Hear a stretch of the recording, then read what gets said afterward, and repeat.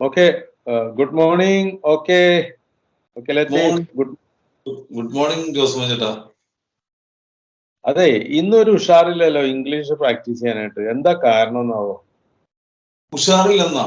ഞാനിപ്പോ നല്ല ഉഷാറായിട്ടിരിക്കണാണ്. ബ്രേക്ക്ഫാസ്റ്റ് ഒക്കെ കഴിച്ച് നല്ല അടിപൊളിയായിട്ടിരിക്കുകയാണ്. നീ ഇപ്പോ ഇംഗ്ലീഷ് പറഞ്ഞാൽ മതി. ഓക്കെ, ബ്രേക്ക്ഫാസ്റ്റ് ഒക്കെ കഴിച്ച് ഉഷാറായിട്ട് ഇരിക്കുകയാണെങ്കിൽ നമുക്ക് അങ്ങോട്ട് വെച്ച് കാച്ചാം ഇംഗ്ലീഷ്. ഇംഗ്ലീഷ് ഒട്ടും അറിയാതെ സ്വാഗതം. ഇംഗ്ലീഷ് ഒട്ടും അറിയാത്ത ആൾക്കാർക്ക് ധൈര്യമായിട്ട് കടന്നു വരാം. നമ്മൾ ഇംഗ്ലീഷ് പ്രാക്ടീസ് ചെയ്യാൻ പോവുകയാണ്. നമ്മള് ഓക്കെ ലത്തീഫിനെ എങ്ങനെയെങ്കിലും ഇംഗ്ലീഷ് പഠിപ്പിച്ചിട്ടേ അടങ്ങുള്ളൂ. ഓക്കെ, നമുക്ക് എന്തെങ്കിലും വിശേഷങ്ങൾ പറഞ്ഞിരിക്കാം.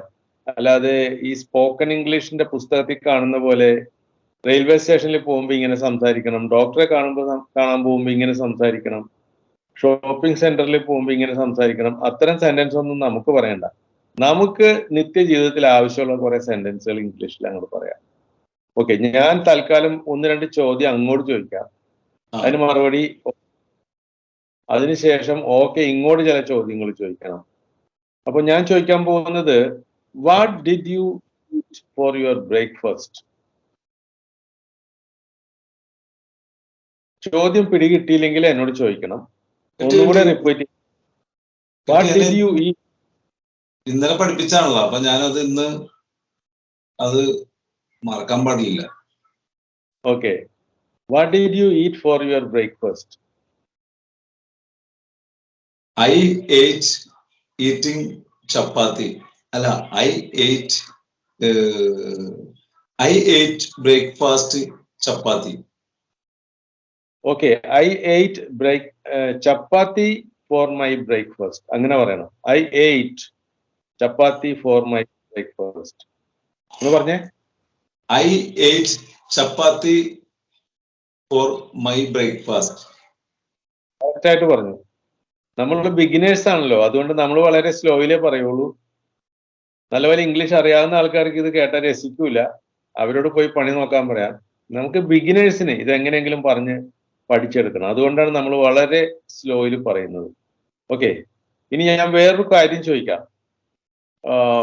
Who is your close friend? Who is your close friend? ചോദ്യം മനസ്സിലായിട്ടില്ലെങ്കിൽ അതെന്താണെന്ന് ചോദിക്കണം. ഞാൻ അപ്പൊ തന്നെ അത് മലയാളത്തിൽ മനസ്സിലായി. എന്നാ പറഞ്ഞു അതിന്റെ ആൻസർ ഇതായി. My close friend is my mobile.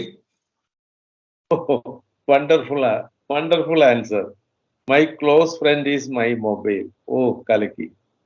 ഞാൻ വിചാരിച്ചു നിങ്ങളെ ക്ലോസ് ഫ്രണ്ട് അല്ല ഉണ്ടല്ല, ഒരു കുഞ്ഞപ്പൻ ഉണ്ടല്ലോ, കുഞ്ഞപ്പന്റെ പേര് പറയുന്നത്. അത് കലക്കി. കുഞ്ഞപ്പനൊക്കെ വീട്ടിപ്പോ കുഞ്ഞപ്പനൊക്കെ എല്ലാവരും സെക്കൻഡ് ആണ്. മൊബൈല് ആണ് നമ്മുടെ ഏറ്റവും വലിയ ക്ലോസ് ഫ്രണ്ട്. എല്ലാവരുടെയും ക്ലോസ് ഫ്രണ്ട് മൊബൈലാണ്. What is the brand of your mobile? My mobile brand is Apple. Oh, wonderful. You are using Apple mobile. Can you say that sentence once again?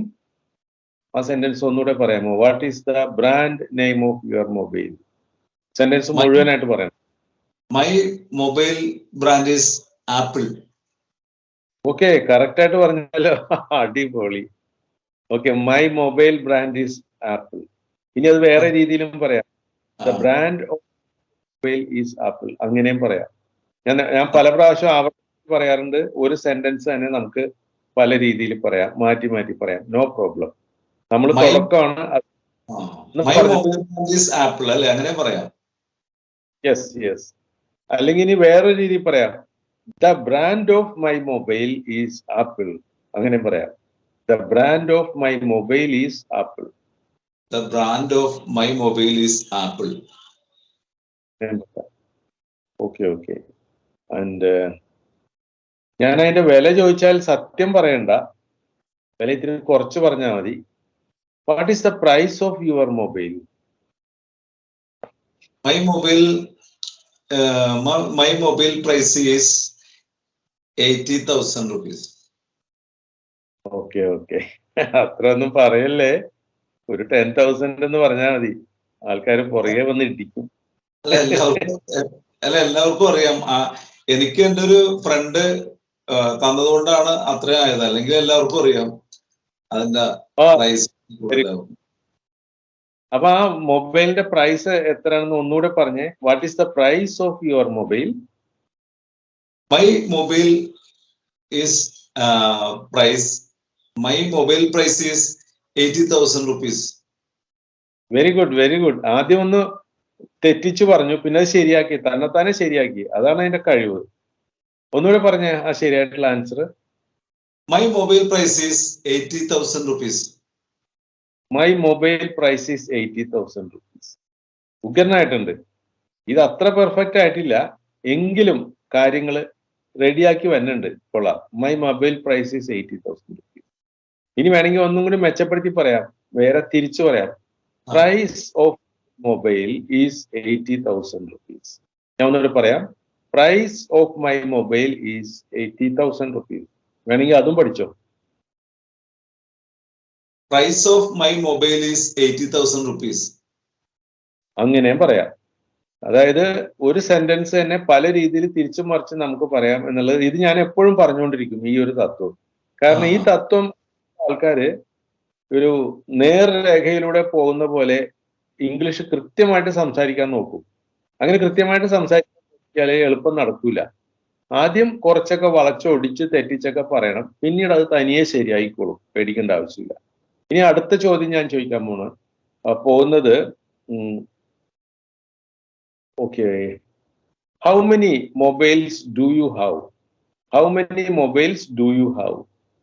എപ്പോഴും ഞാൻ ചോദിക്കുന്നത് മനസ്സിലായില്ലെങ്കിൽ മനസ്സിലായില്ല എന്ന് പറയണം, ഞാനത് മലയാളത്തിൽ ചോദിക്കാം. Okay, my house in 3 mobiles. 3 mobiles in my house. Okay, എന്റെ question how many mobiles do you have എന്നാണ്. അതായത് നിങ്ങൾക്ക് എത്ര മൊബൈൽ ഉണ്ട് എന്നുള്ളതാണ്. അതിന് കൃത്യമായിട്ടൊരു ഉത്തരം പറയാമോ? ഞാൻ പറഞ്ഞത് എന്റെ വീട്ടില് 3 മൊബൈൽ ഉണ്ടെന്നായിപ്പോയി അല്ലേ?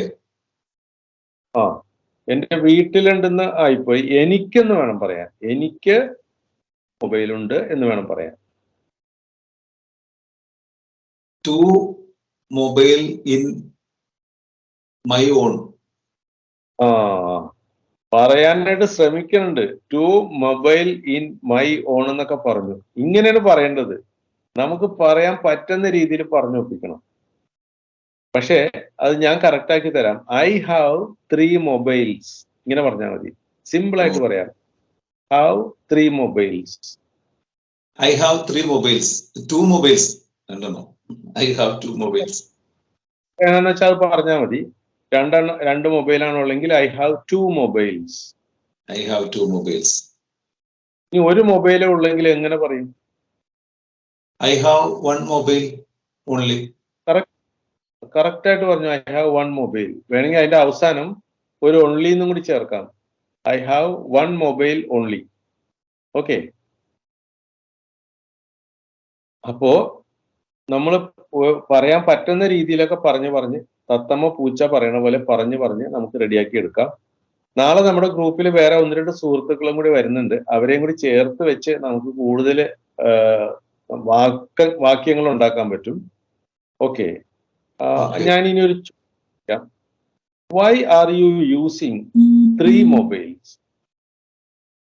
Y are you using 3 mobiles? എന്തുകൊണ്ടാണ് 3 മൊബൈൽ ഉപയോഗിക്കുന്നത്? ഉത്തരം കിട്ടുന്നുണ്ടാ? മനസ്സിൽ ഉത്തരം വരുന്നുണ്ടാ? മനസ്സിൽ ഉത്തരവുണ്ട്. അന്ന് അത് പറഞ്ഞോ. പറയാൻ പറ്റണില്ലെങ്കിൽ ആ ഉത്തരം മലയാളത്തിൽ എന്നോട് പറ, ഞാനത് ഇംഗ്ലീഷ് ആക്കി തരാം. Okay, I have 3 mobiles. I have 3 mobiles. Yes.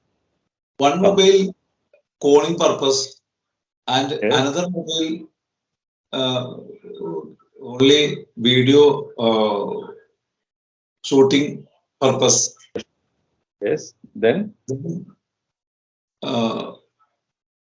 battery backup. ഒരു ഫോണിന്റെ ബാറ്ററി തീർന്നു പോയാൽ ഉപയോഗിക്കാം. അത് അതെ ഒരെണ്ണം തീർന്നു പോയാൽ അടുത്ത് ഉപയോഗിക്കാനാണ്. Our third mobile is kept for battery backup എന്ന് പറയാം. That mobile is get battery backup.